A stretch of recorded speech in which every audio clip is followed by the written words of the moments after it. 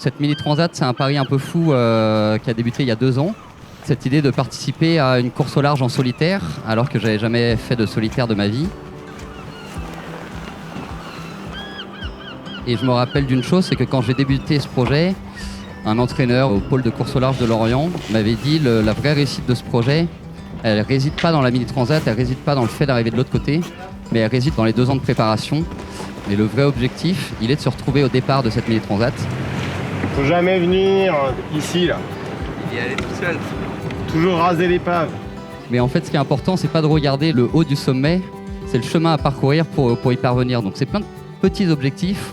Moi, j'ai eu ma première sortie sur pile poil avec Clarisse, ma première sortie en solitaire, ma première nuit en solitaire, puis la première course, puis les premiers bons résultats. Et en fait, tout ça, ça a été un enchevêtrement de choses que j'ai pas vraiment vu passer. Et ces 2 ans, ils ont défilé à une vitesse assez folle. Et en fait, ça y est, maintenant, j'y suis, quoi.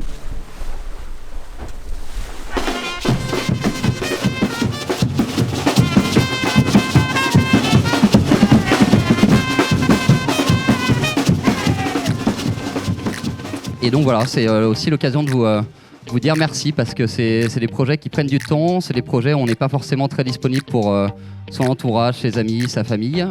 J'ai eu la chance d'être entouré de manière bienveillante par un certain nombre de personnes et je pense que ces projets-là, on les réussit aussi lorsqu'on est bien entouré.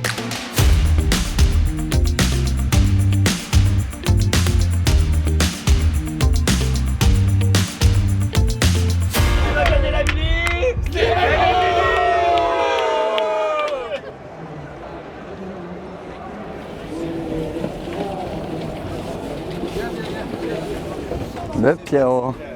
Bonnette avec son Génac à la main, ça va toi? Ah mec.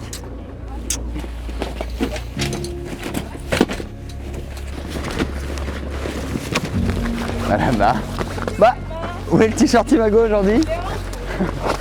C'est Bark. En fait, aller vite sur l'eau, et pour ma part, ça réside aussi dans la capacité à prendre du plaisir. Et donc, c'est ce que je vais essayer de faire, prendre un maximum de plaisir, me réjouir des levées de soleil, des couchers de soleil, des dauphins, de tous ces moments un peu inoubliables qu'on peut vivre en mer. Et puis, Inch'Allah, j'arriverai de l'autre côté de l'Atlantique. Et la gagne. La tête d'abord. Allez, on va dire. Chou. Ouais. C'est mon poulet. For the best. Yes. Bon. Tu t'attaches bien? Ouais. Et puis je claque la manche. Et ça claque la manche. Allez, j'arrive avec le Zodiac. Chou. Et applaudissements pour ce sympathique garçon sur Imago Incubateur d'aventure.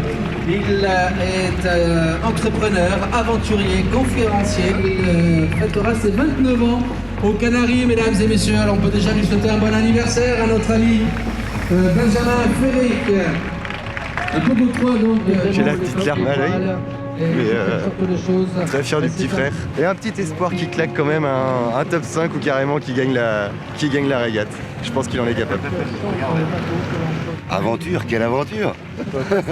Voilà. Et bravo à son parcours, pour moi il a déjà gagné.